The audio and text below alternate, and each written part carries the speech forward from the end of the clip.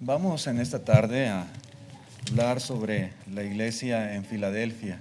Si Dios lo permite, el próximo domingo continuamos con el capítulo 9 de la primera carta a los Corintios, que casi terminaba, no alcancé a terminar el tema.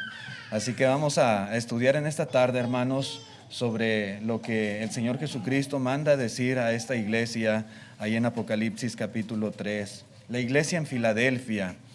La palabra Filadelfia, hermanos, significa amor fraternal, lo hemos mencionado en otras ocasiones, aunque no en relación con la iglesia, pero significa amor fraternal o amor de hermanos, y fue el nombre que Atalo II, rey de Pérgamo, le puso a esta ciudad en honor a su hermano Eumenes, a quien él pues amaba mucho. Hoy en día esta ciudad de Filadelfia se ubica en lo que es el país de Turquía.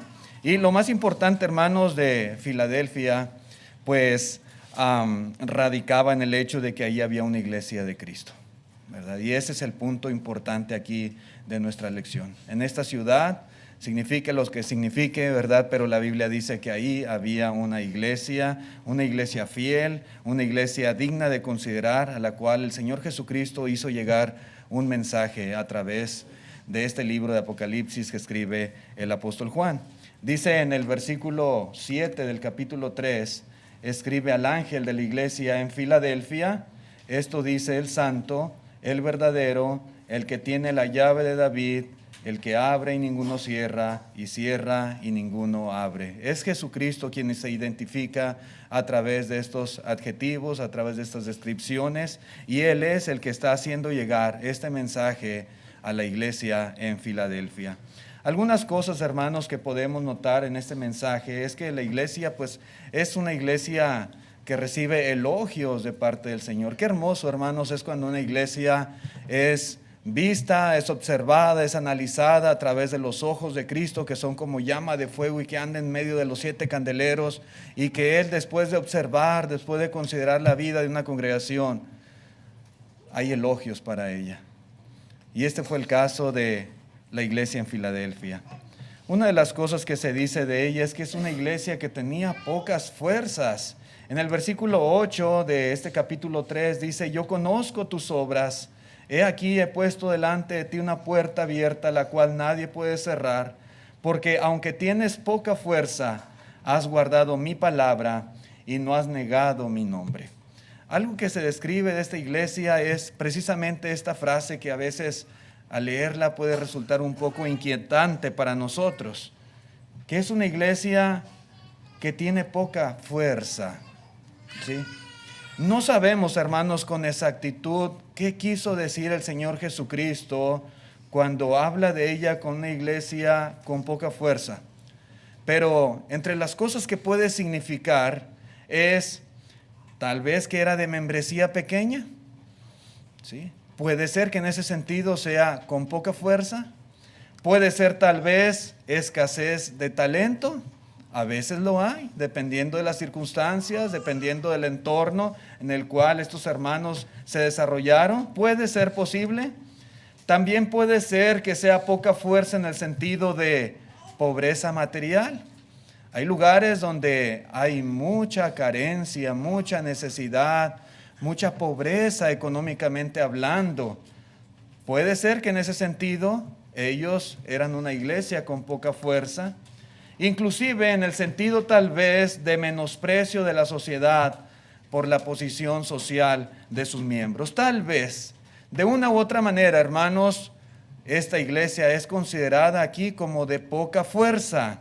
En la primera de los Corintios, capítulo 1, versículo 26, el apóstol Pablo, él deja en claro algo muy importante, ¿verdad?, que hubo en la mente de Dios al considerar a aquellos que iban a llevar a cabo su obra aquí en la tierra. Dice el apóstol Pablo: pues mirad, hermanos, vuestra vocación, que no sois muchos sabios según la carne, ni muchos poderosos, ni muchos nobles, sino que lo necio del mundo escogió Dios para avergonzar a los sabios. Y lo débil del mundo escogió Dios para avergonzar a lo fuerte. El apóstol Pablo también menciona a los corintios que nosotros somos como vasijas de barro, en el cual Dios ha puesto un tesoro, que es el tesoro del evangelio. Hermanos, eso es lo que somos nosotros. Al decir el Señor Jesucristo que la iglesia tenía poca fuerza, el Señor Jesús no le está reprochando, ¿verdad? No le está echando en cara que sea de poca fuerza, sino más bien le está haciendo un cumplido a la iglesia aquí en Filadelfia, ¿sí? Porque a pesar de su poca fuerza, tal vez numérica, tal vez a pesar de su poca fuerza económica o de talento o lo que fuese, la iglesia en Filadelfia, hermanos, no había tomado como excusa esto para no cumplir con su responsabilidad, con su obra aquí en este mundo. Por el contrario, ellos habían hecho todo lo que podían, todo lo que estaba a su alcance para llevar a cabo la obra, el trabajo, el ministerio que el Señor ha puesto en nosotros como su iglesia aquí en este mundo. Y eso, hermanos, es lo que el Señor siempre espera de toda iglesia local, de toda congregación. Puede ser una iglesia numerosa, tal vez de cientos de miembros. Puede ser una iglesia pequeña, de unos cuantos miembros nada más. Puede ser una iglesia fuerte económicamente. Puede ser una iglesia débil en cuanto a la economía. Puede ser una iglesia con muchos hermanos talentosos para diferentes tipos de cosas. Y puede que sea una iglesia donde hay mucha escasez en ese sentido. Pero sea lo uno o sea lo otro, Dios siempre espera que demos lo mejor de nosotros para su servicio, para el trabajo, para la obra que nos ha ordenado hacer. Y esta iglesia, hermanos, se dice aquí, tenía poca fuerza, pero lo dice el Señor en forma de elogio. Esta iglesia también, dice aquí en el versículo 8, que había guardado la palabra. Y también es algo digno de elogiar, de considerar de ella. Aún a pesar de su poca fuerza, eran hermanos sanos, y esto es bien importante. Eran hermanos fieles, eran hermanos leales a la palabra de Cristo. Hermanos, esto es básico, es importantísimo en toda iglesia del Señor. Grande o chica, sea cual sea la circunstancia, siempre debe de ser una iglesia fiel a su palabra, que guarde la palabra, que guarde el misterio de la fe, donde se predique la verdad, la sana doctrina. Y la iglesia en Filadelfia había guardado la palabra del Señor. Habían cuidado, habían retenido, habían preservado la palabra de Cristo. Y esto, hermanos, es algo que el Señor no pasa desapercibido. Él ve cuando una iglesia realmente se preocupa por guardar su palabra. Jesús había dicho, hermanos, en aquella gran comisión a sus apóstoles que hicieran discípulos en todas las naciones, y luego dice, enseñándoles que guarden todas las cosas que os he mandado, que guarden. Y aquí yo estoy con vosotros todos los días hasta el fin del mundo, amén. Y Jesús estaba con la iglesia en Filadelfia porque ellos habían guardado su palabra, ellos se habían mantenido fieles, y eso es lo que quiere el Señor. Deseamos que Él esté aquí con nosotros, y lo está en verdad. Y solamente esto será posible cuando nosotros guardemos todas las cosas que Él nos ha mandado. En Lucas capítulo 11, versículo 28, dijo el Señor Jesucristo también, antes bienaventurados los que oyen la palabra de Dios y la guardan. Hay bendición de parte de Dios. Es bueno oír la palabra, definitivamente. Es bueno crecer en el conocimiento de ella, pero aún más importante es guardar la palabra del Señor. Ser obedientes a ella, llevarla a la práctica como iglesia local y también como individuos que conformamos la iglesia del Señor. Guardar la palabra de Cristo es importantísimo, y la iglesia en Filadelfia lo hacía. Otra cosa también que se les elogia es que ellos no habían negado su nombre, dice el verso 8 en la parte final. Y no han negado mi nombre. Y esto indica, hermanos, que la iglesia en Filadelfia ya ha pasado por momentos de prueba muy difíciles.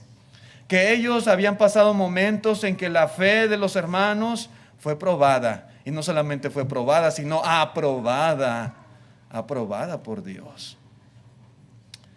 Fueron presionados para negar el nombre de Jesús. como era común para los hermanos en aquel tiempo. Había presión, había amenazas, había intimidación. Pero ellos, a pesar de todo eso, no negaron el nombre del Señor. Fueron obligados tal vez a renunciar a su fe para evitar algún castigo. Pero ellos, hermanos, no negaron la fe en Jesús. Muy probablemente fueron forzados o intimidados para que ellos adorasen la deidad romana en la imagen, en la persona del emperador. Pero no sucumbieron ante las amenazas. Sí, hermanos, ellos no habían negado el nombre de Cristo Jesús. Y el Señor Jesús, Él había considerado y visto todo esto. Y Él les elogia, les felicita, les ensalza por la clase de vida que habían demostrado hasta ese momento, su fidelidad al Señor. Otra cosa que se nos menciona aquí en este versículo 8 es que Cristo les pone una puerta abierta. Dice, he aquí he puesto delante de ti una puerta abierta la cual nadie puede cerrar. En el camino de Cristo, hermanos, la recompensa de un trabajo bien hecho es más trabajo para hacer. Sí. Siempre recordemos esto. Y entre más Dios nos da, y entre más nosotros hagamos, el Señor sobre algo más grande nos pondrá. Así es. Y la iglesia en Filadelfia, hermanos, en Filadelfia había dado muestra de su fidelidad, aun a pesar de su poca fuerza. Había mostrado fidelidad, hermanos, y su recompensa de parte de Cristo fue ahora abrir una puerta para ellos. Una puerta abierta es sinónimo de una oportunidad especial. Siempre que escuchemos esta frase de que se nos ha abierto una puerta, se nos ha puesto delante de nosotros una oportunidad para algo. En la Biblia, hermanos, una puerta abierta muy frecuentemente hace referencia a una oportunidad para propagar el Evangelio. Puede haber otros significados, otras situaciones en las cuales se nos abra puerta, pero esta era algo muy común en las Escrituras. Por ejemplo, hermanos, en la primera de los Corintios, capítulo 16, verso 8, el apóstol Pablo, estando en Éfeso, escribe a la iglesia en Corinto, y él dice, pero estaré en Éfeso hasta Pentecostés, porque se me ha abierto puerta grande y eficaz, y muchos son los adversarios. El apóstol Pablo, él planeaba continuar aún un tiempo más en esa ciudad, porque oportunidades para la predicación del Evangelio se le habían presentado. Había corazones, había personas que estaban recibiendo la palabra de Dios, y también había adversarios contra él ahí en Éfeso. Había quienes se oponían, pero él había decidido aprovechar la oportunidad que Dios le había estado, o que le estaba brindando en su estancia en esa ciudad, en Éfeso. En la segunda a los Corintios también dice Pablo, en el capítulo 2, versículo 12, note usted, dice, cuando llegué a Troas para predicar el Evangelio de Cristo, aunque se me abrió puerta en el Señor, no tuve reposo en mi espíritu por no haber hallado a mi hermano Tito. Así, despidiéndome de ellos, partí para Macedonia.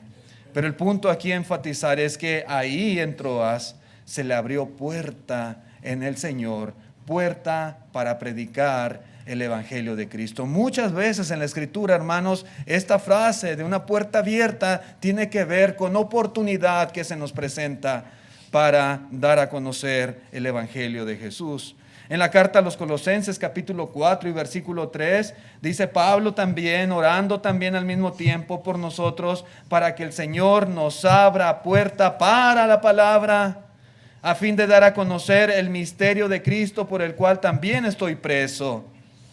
Pablo, hermanos, a pesar de que él sufría, había consecuencias en predicar la palabra de Dios.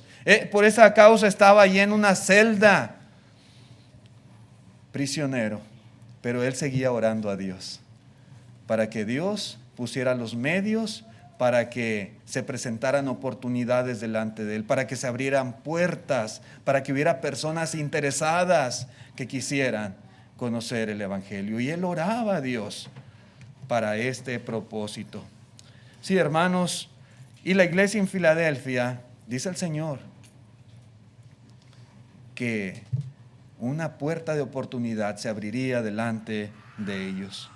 Los historiadores, cuando usted analiza los comentarios y la historia de Filadelfia, muchos dicen que la ciudad había sido establecida para propagar la cultura griega en las ciudades vecinas.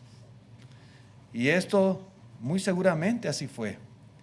Pero ahora, hermanos, el Señor usaría la iglesia para propagar no la cultura de los griegos, sino el Evangelio de Cristo Jesús, las buenas nuevas de salvación.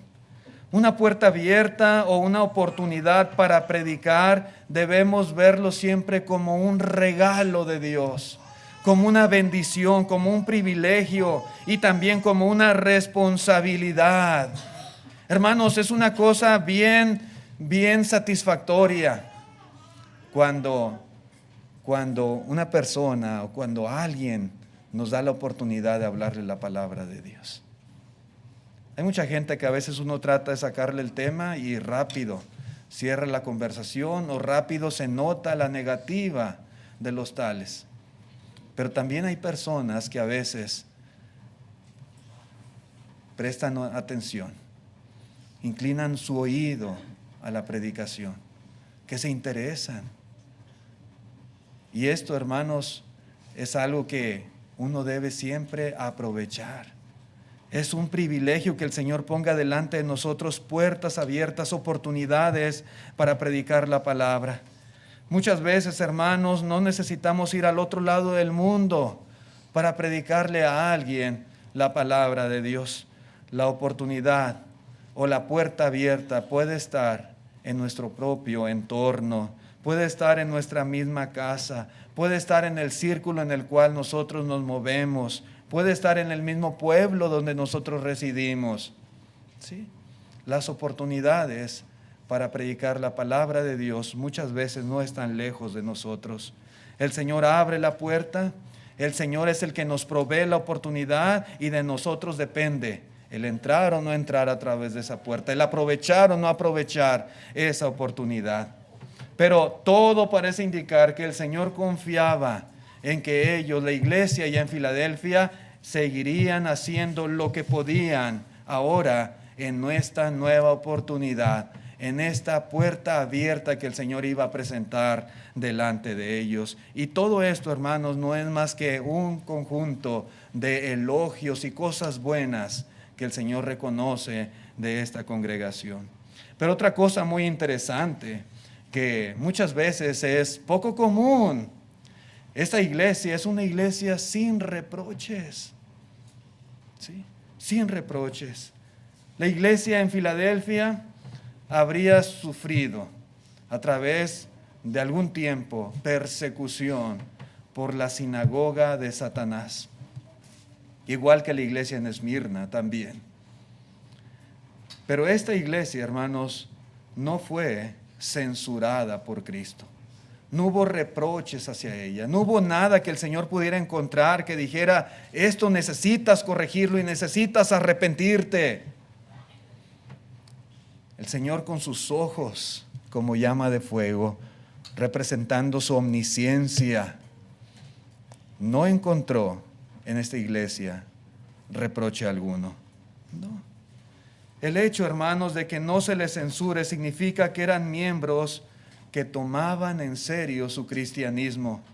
Significa, hermanos, que todos se estaban esforzando por agradar a Dios. Y esto es bien bonito en una congregación. Cuando somos del mismo pensamiento, del mismo parecer, de la misma mente, enfocados en los mismos propósitos de servir a Dios y de trabajar para el Señor. Cuando una iglesia, hermanos, al unísono trabaja armoniosamente para este fin, hermanos, Dios lo ve. Dios lo ve y Dios se agrada de ello. Hemos dicho, hermanos, que así como las tempestades arrancan las ramas muertas de los árboles, y así como el horno de fuego quema la escoria en el oro, de la misma manera, la persecución purifica la iglesia del Señor, la limpia. Durante el tiempo de prueba, de aflicción o de persecución, los que son verdaderamente justos son separados de los que confían en sí mismos como justos. Cuando hay prueba, aflicción, tribulación, los que están comprometidos son separados de los que no están comprometidos o de los que están comprometidos a medias nada más. Los fieles son separados de los miedosos. ¿Sí? La persecución o el tiempo de prueba muchas veces es lo que produce en una iglesia purificación. La iglesia en Filadelfia era una iglesia purificada, igual que la iglesia en Esmirna lo fue también. Solo estaban allí los que verdaderamente tenían convicciones sólidas y estaban dispuestos incluso a morir por Cristo Jesús. Allí estaban. Y eran los que hacían la obra del Señor, aún con sus pocas fuerzas, aún con sus limitantes, aún, hermanos, con esa falta tal vez de recursos o de membresía, no sabemos con exactitud, pero el punto es que a pesar de todo eso, ellos estaban fieles y firmes y trabajando y activos en la obra del Señor. Así que el Señor no les reprocha, como fue a muchas otras congregaciones, que sí les dijo lo que tenían que corregir. Pero también aprendemos de esta iglesia en Filadelfia, que era una iglesia con promesas. Dice en el versículo 9, hermanos, dice: he aquí yo entrego de la sinagoga de Satanás a los que se dicen ser judíos y no lo son, sino que mienten. He aquí, dice, yo haré que vengan y se postren a tus pies y reconozcan que yo te he amado. Una de las promesas que les hace Cristo es que esa sinagoga de Satanás se iba a postrar a sus pies. ¿Qué es la sinagoga de Satanás? Normalmente había sinagogas judías en las diferentes ciudades, en aquellas tierras, en aquellos lugares. Y ahí en Filadelfia, al igual que en Esmirna, había sinagoga judía, a los cuales el Señor en ambos mensajes llama sinagoga de Satanás. Eran judíos que estaban en contra de Cristo, en contra del cristianismo. Y eran judíos que se llamaban a sí mismos hijos de Dios, pero que eran un instrumento del diablo para perseguir a la iglesia. Les hacían la vida imposible a los cristianos. Se aliaban aún con Roma y eran perseguidos por causa de su fe en Cristo Jesús. Y no eran sinagoga de Dios. Dice el Señor Jesucristo, son sinagoga del diablo, de Satanás. Pero dice Cristo, yo haré que se postren a tus pies. Les promete que se habrían de postrar ante ellos. ¿Qué quiere decir esto, hermanos? ¿A qué se refiere el Señor Jesucristo con que esta sinagoga se postraría ante la iglesia, ante los hermanos en Filadelfia? Esta es una promesa que implica que estos judíos un día, tarde que temprano, reconocerían a los cristianos como los verdaderos adoradores de Dios. Verdaderos adoradores. Para ellos como judíos no les reconocían a los cristianos, decían nosotros, la sinagoga, nosotros somos los verdaderos hijos y los verdaderos adoradores de Dios. Pero el hecho que se iban a postrar quiere decir que iba a cambiar la mentalidad y el pensamiento de ellos, que un día iban a reconocer lo que en verdad era la iglesia. Y en Filadelfia, así como ustedes recordarán a Saulo, un día reconoció a quien perseguía. Y esto iba a pasar. Que alguien se postre a sus pies implica señal de victoria sobre los enemigos. ¿cómo iba a ser el Señor Jesucristo que esto sucediera? ¿De qué manera esa sinagoga se postraría ante los pies de los hermanos en Filadelfia? Algunos comentaristas, hermanos, a veces piensan que estos judíos representan esa puerta abierta que se iba a presentar para los hermanos en Filadelfia, que por medio de la predicación del Evangelio muchos iban a ser persuadidos y que iban a reconocer a Jesús como Señor y a sus discípulos como verdaderos adoradores. Tal vez, ojalá que así, de esa manera, haya sido la situación y el cumplimiento de la promesa de Cristo. Pero sea cual sea la forma, hermanos, lo cierto es que la Biblia dice que ante el Señor se doblará toda rodilla. Y lo cual implica, hermanos, que reconocerán también a sus discípulos. Y reconocerán que los tales no estaban equivocados. Y reconocerán, hermanos, que Cristo les amaba a ellos en verdad. Dice en Romanos 14, versículo 11, porque escrito está, vivo yo, dice el Señor, que ante mí se doblará toda rodilla y toda lengua confesará a Dios. Cuando toda rodilla se postre ante el Señor, también reconocerá no solamente al Señor, sino también a sus verdaderos seguidores. Dice también Pablo a los Filipenses en el capítulo 2, verso 10, para que en el nombre de Jesús se doble toda rodilla de los que están en los cielos y en la tierra y debajo de la tierra, y toda lengua confiese que Jesucristo es el Señor, para gloria de Dios Padre. Sí, hermanos, definitivamente esta sinagoga, de una u otra manera, iban a reconocer quiénes eran los verdaderos discípulos y a quienes en verdad el Señor amaba. Pero también nos dice la Escritura que ellos, los hermanos de Filadelfia, iban a ser guardados en la hora de la prueba. Guardados en la hora de la prueba. Y es que ellos habían sufrido persecuciones terribles.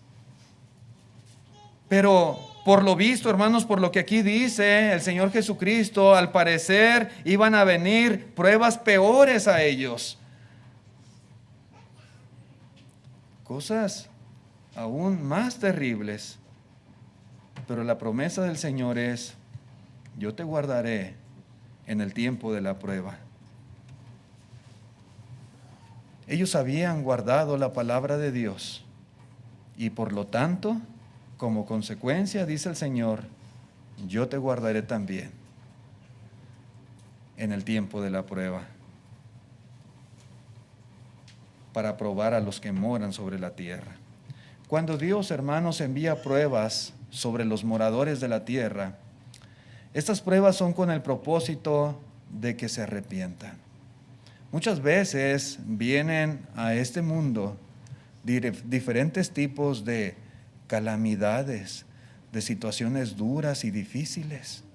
A veces vemos en los noticieros toda clase de cosas a veces que suceden en esta tierra, desde guerras, desastres, enfermedades, pandemias y cosas por el estilo. ¿Por qué Dios permite que pasen estas cosas? Para que la gente se arrepienta, para que la gente se vuelva de sus pecados, para que reconozcan que hay un Dios verdadero a quien hay que buscar y hay que obedecer. Y Dios quiere de una u otra manera hacer recapacitar a la gente. A veces lo hace a través de su benignidad y a veces también lo hace a través de este tipo de plagas.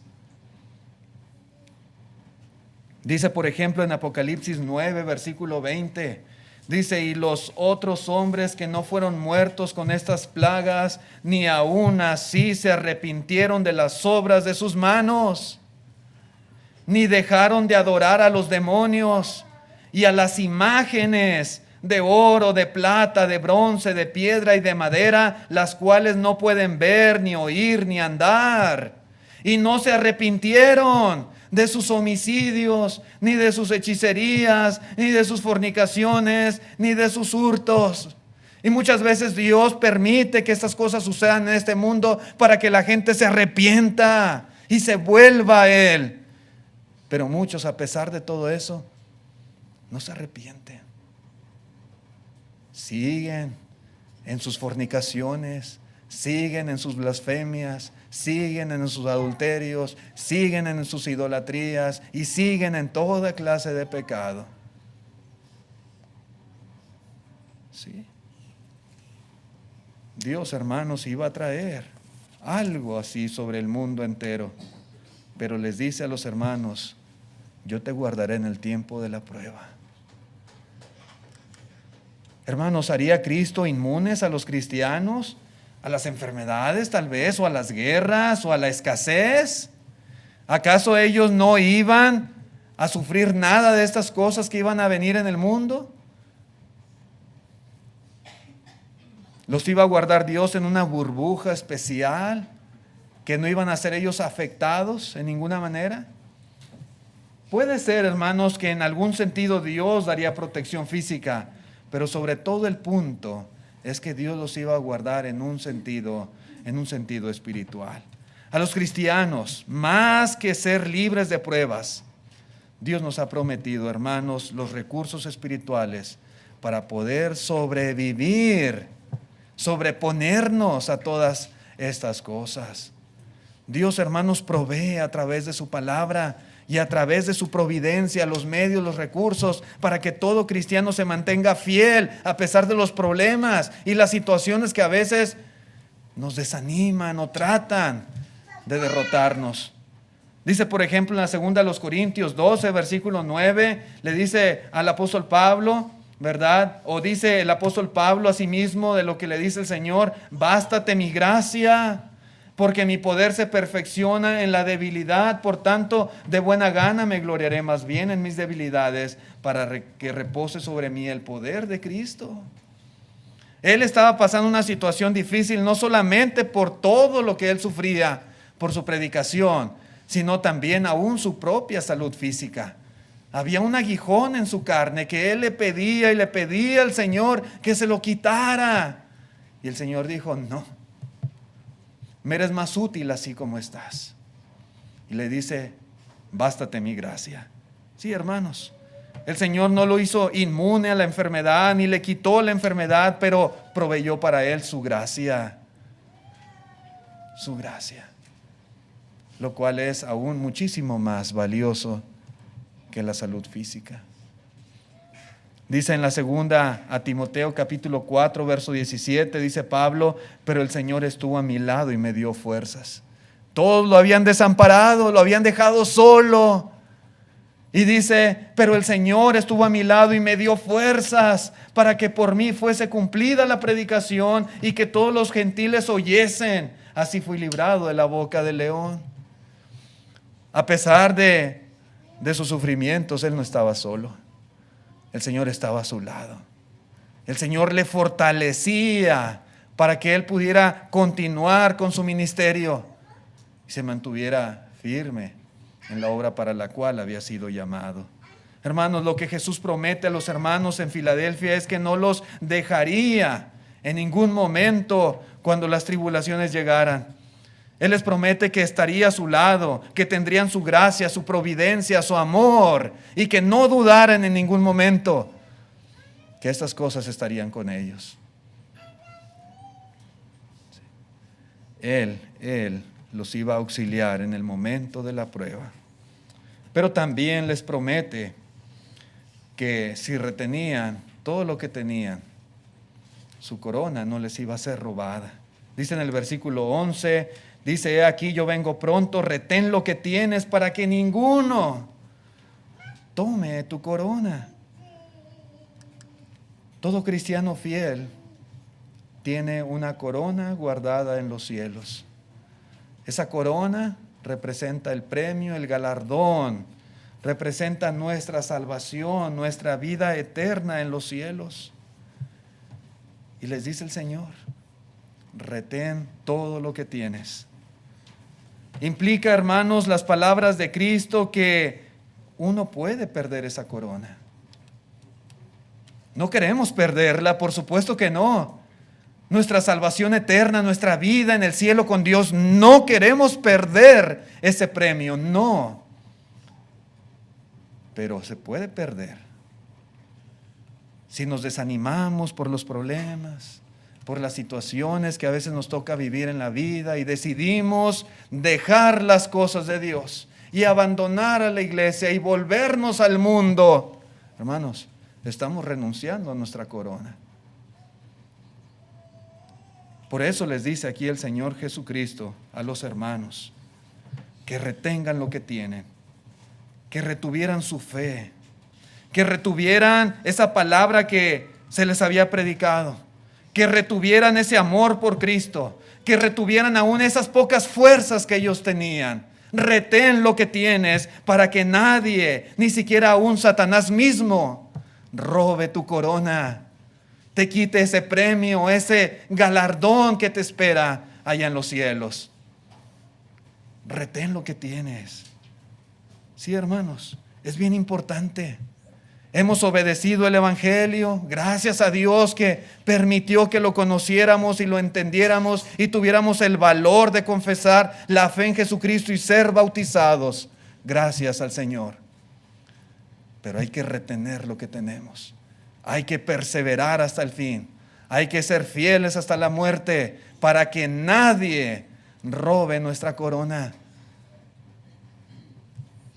El apóstol Pablo, cuando escribe a los Corintios en la primera carta, capítulo 15, dice: además os declaro, hermanos, el evangelio que os he predicado, el cual también recibisteis, en el cual también perseveráis, por el cual asimismo, si retenéis la palabra que os he predicado, sois salvos, si no creísteis en vano. Hay que retener lo que tienes, hay que retener la palabra, hay que retener la fe en Jesús, hay que retener, hermanos, todo ese trabajo, esa fuerza, esa obra, todo lo que hacemos para el servicio a Dios, siempre hay que retenerlo con nosotros, no hay que abandonarlo, no hay que dejarlo, para que nadie nos quite esa corona.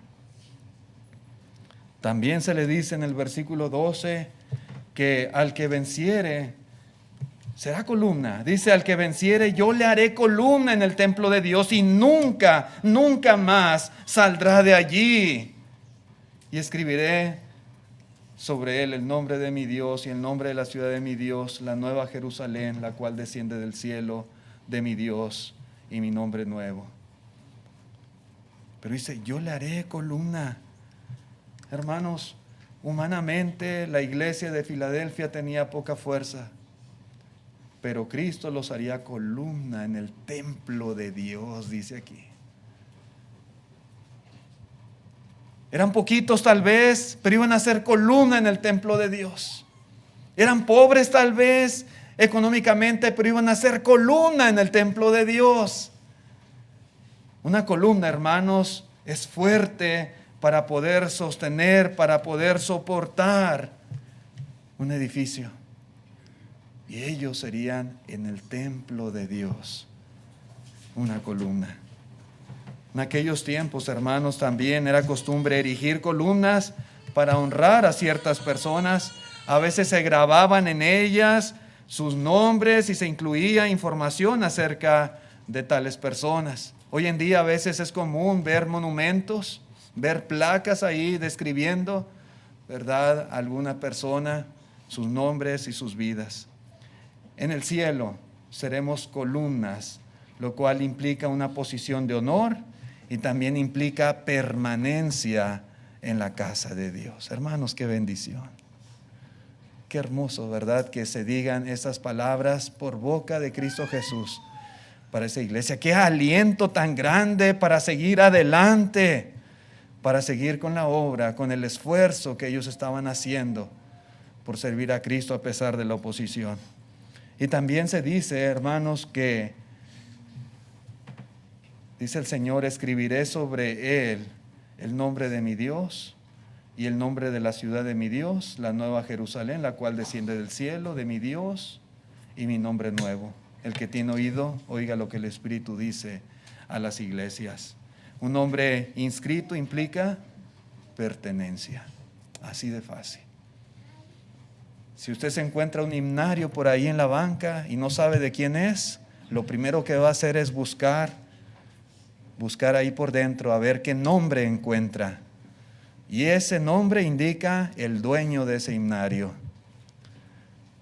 Hermanos, esto indica pertenencia.